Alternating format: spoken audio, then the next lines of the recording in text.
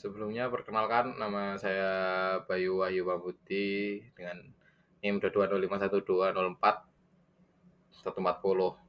Saya dari Prodi Teknik Informatika angkatan 22 dengan kelas TID. Ya, yang pertama, saya di sini akan menjelaskan tentang proposal skripsi yang telah saya buat adalah perancangan aplikasi e-commerce berbasis web untuk menjalankan produk fashion dari impor. Yang pertama, pendahuluan dampak teknologi informasi dalam bisnis, transformasi digital. Dalam 2 dekade terakhir, transformasi digital telah menjadi pendorong utama perubahan dalam dunia bisnis. Perusahaan-perusahaan kini beralih ke platform online untuk menjangkau pelanggan lebih luas, meningkatkan efisiensi operasional, dan mengoptimalkan pengalaman pelanggan. Yang kedua, perluasan jaringan pemesanan. Digitalisasi membuka peluang bagi pelaku usaha untuk memperluas jaringan pemasaran mereka dengan memanfaatkan media sosial dan situs web. Bisnis dapat menjangkau target pasar yang lebih luas dan berinteraksi secara langsung dengan konsumen.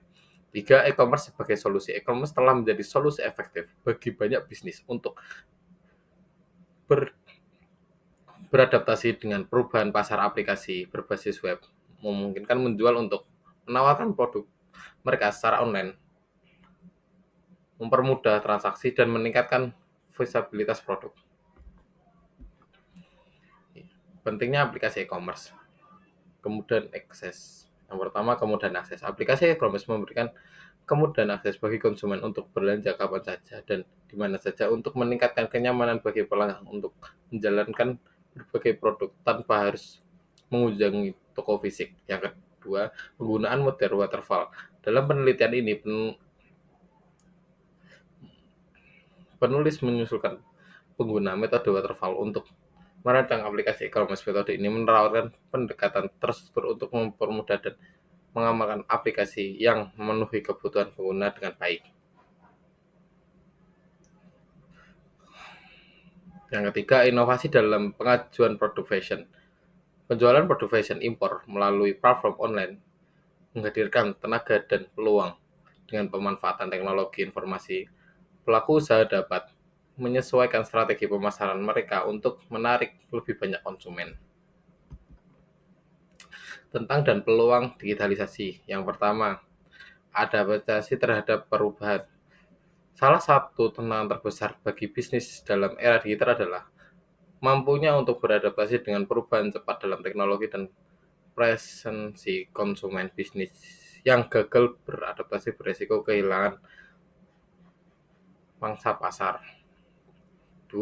Persaingan yang semakin ketat. Digitalisasi juga membawa persaingan yang sangat ketat. Banyak pelaku usaha baru bermunculan di platform online, meningkatkan kebutuhan dan diferensiasi dan inovasi dalam produk dan layanan yang ditawarkan. 3. Peluang untuk pembangunan bisnis. Meskipun ada tantangan, digitalisasi juga membantu peluang baru bagi pengembang bisnis dengan memanfaatkan teknologi. Pelaku usaha dapat menjalankan pasar baru dan menciptakan model bisnis yang lebih efisien. Yang kedua, kajian pustaka. Daftar dasar teori penelitian terdahulu. Penelitian terdahulu merupakan sekumpulan kajian yang memberikan wawasan menambah tentang topik yang sedang diteliti. Dengan mengkaji peneliti sebelumnya, peneliti dapat menemukan inspirasi dan pembagian penting untuk memperkuat originalisasi penelitian mereka. Relevansi e-commerce. Pembahasan mengenai e-commerce menjadi penting dalam kajian pustaka ini. E-commerce menyediakan konteks yang relevan bagi peneliti, termasuk aspek teknik dan sosial yang mempengaruhi pengembangan aplikasi yang diteliti. Inspirasi dan kajian sebelumnya. Kajian pustaka ini tidak hanya memberikan informasi, tetapi juga inspirasi bagi peneliti. Dengan memahami pendekatan yang digunakan oleh peneliti sebelumnya, peneliti dapat merumuskan metode dan strategi yang lebih baik untuk penelitian yang dilakukan. Pengaruh kajian pustaka terhadap penelitian baru. Perbandingan metodologi. Melalui kajian pustaka, peneliti dapat membandingkan teknologi yang digunakan dalam penelitian sebelumnya. Hal ini membantu dan memilih pendekatan yang paling tepat untuk penelitian baru sehingga hasil dan yang diperoleh lebih valid dan bertanggung jawab dan dipertanggungjawabkan. Aspek orisinilitas kajian Pusaka berharap penting dalam menegaskan orisinalitas peneliti dengan mencerminkan penelitian terdahulu. Penulis dapat menunjukkan kontribusi unik dan yang ditawarkan oleh peneliti mereka yang dapat mengadakan dari yang sudah ada. Analisis konten e-commerce.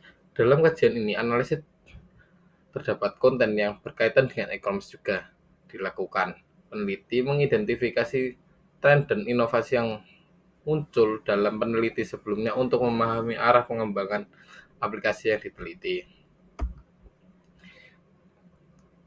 Implikasi penelitian terdahulu dapat terhadap penelitian modern. Penelitian terdahulu memberikan dampak signifikan terhadap penelitian modern. Dengan memahami hasil dan kesimpulan dari studi sebelumnya, peneliti dapat mengembangkan hipotesis yang lebih baik dan relevan dengan konteks saat ini. Panduan untuk penelitian selanjutnya. Kajian pustaka ini juga berfungsi sebagai panduan dan peneliti selanjutnya dengan menganalisis peneliti sebelumnya. Peneliti baru dapat menghindari kesalahan yang sama dan memanfaatkan temuan yang ada untuk kemajuan penelitian. Perkembangan teknologi dan e-commerce. Perkembangan teknologi yang dapat mempengaruhi dinamika e-commerce. Kajian pustaka ini membahas bagaimana teknologi baru dapat diintegrasikan dalam aplikasi sedangkan dikembangkan yang sedang dikembangkan, menjadikan relevan dengan kebutuhan pasar saat ini. Metode penelitian 3. Pendekatan pengembangan perangkat lunak. Metode waterfall. Metode waterfall adalah salah satu pendekatan yang dalam pengembangan perangkat lunak yang mengikuti urutan langkah-langkah yang terstruktur dalam proses melalui analisis kebutuhan, diikuti oleh desain, implementasi, dan terakhir dengan pengujian. Setiap tahap harus diselesaikan sepenuhnya sebelum melanjutkan ke tahap berikutnya, sehingga memudahkan dalam pengelolaan proyek. Tahap utama metodologi. Metodologi ini mengidentifikasi beberapa tahapan utama penting dalam pengembangan perangkat lunak. Tahapan ini mencakup analisis kebutuhan, data sistem, implementasi, pengujian aplikasi. Dengan mengikuti tahap ini, peneliti dapat memastikan bahwa setiap aspek dari perangkat lunak telah diperhatikan secara seluruh pengembangan data. Pada setiap tahap pengembangan penelitian melakukan pengembangan data yang meliputi wawancara, observasi, dan studi literatur. Pengumpulan data ini bertujuan untuk mendapatkan informasi yang akurat dan relevan, sehingga aplikasi yang dirancang benar-benar memenuhi kebutuhan dan harapan pengguna. Analisis kebutuhan perangkat lunak. Proses analisis kebutuhan perangkat lunak sangatlah penting untuk mengatur fitur dan fungsi yang harus ada dalam aplikasi. Penelitian berinteraksi dengan pengguna untuk memodifikasi masalah kebutuhan yang ada, sehingga desain dapat dilakukan berdasarkan informasi yang akurat. Metode pengumpulan data. Dalam tahap analisis, peneliti menggunakan metode pengumpulan data, seperti wawancara langsung dengan pengguna dan observasi terhadap cara penggunaan berinteraksi dalam sistem yang ada. Metode ini membantu peneliti mendapatkan pemahaman yang mendalam tentang kebutuhan pengguna. Dokumentasi kebutuhan. Setelah melakukan analisis, peneliti mendokumentasikan kebutuhan perangkat lunak secara jelas dan terperinci.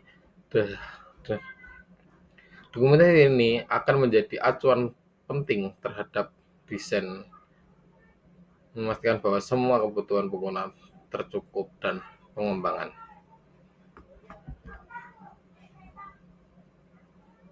Desain implementasi. Desain sistem.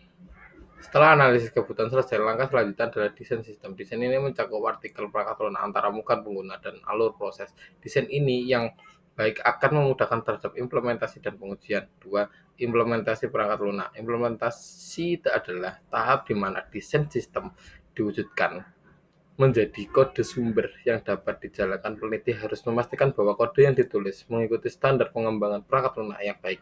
Uji coba aplikasi. Setelah implementasi aplikasi harus diuji untuk memastikan bahwa semua fitur berfungsi dengan baik. Pengujian ini meliputi berbagai jenis pengujian, mulai dari pengujian unit hingga pengujian sistem keseluruhan. Kesimpulan dan rekomendasi. Kesimpulan penggunaan sistem penjualan online. 1. Pengembangan dalam pembelian. Sistem penjualan online membuat proses pembagian barang menjadi lebih mudah dan nyaman, dan konsumen dengan hanya menggunakan website, konsumen bisa melakukan pemesanan tanpa perlu pergi ke toko dan tentunya menghemat waktu dan usaha. 2. Aksesibilitas dan lebih baik. Dengan adanya sistem ini, konsumen dapat mengakses produk dari berbagai lokasi tanpa batas geografi. Ini memberikan peluang bagi mereka yang tinggal jauh dari pusat perbelanjaan yang tetap mendapatkan barang yang diinginkan. Promosi yang lebih luas. Sistem penjualan online memudahkan usaha untuk melakukan promosi melebihi aktivitas dan promosi yang dilakukan melalui media konvensional. Hal ini dapat meningkatkan visibilitas produk dan menarik lebih banyak pelanggan. 4. Inspirasi bagi pelaku usaha. Peneliti ini diharapkan dapat memberikan implementasi bagi pelaku usaha lainnya untuk tidak ragu untuk mengadopsi teknologi e-commerce. Mengintegrasikan teknologi ini dalam strategi bisnis cepat menjadi langkah yang strategis untuk meningkatkan daya saing. Baik, terima kasih. Mungkin cukup sekian presentasi dari proposal skripsi saya. Bila ada tutur kata yang kurang berkenan, saya mohon maaf. Wassalamualaikum warahmatullahi wabarakatuh.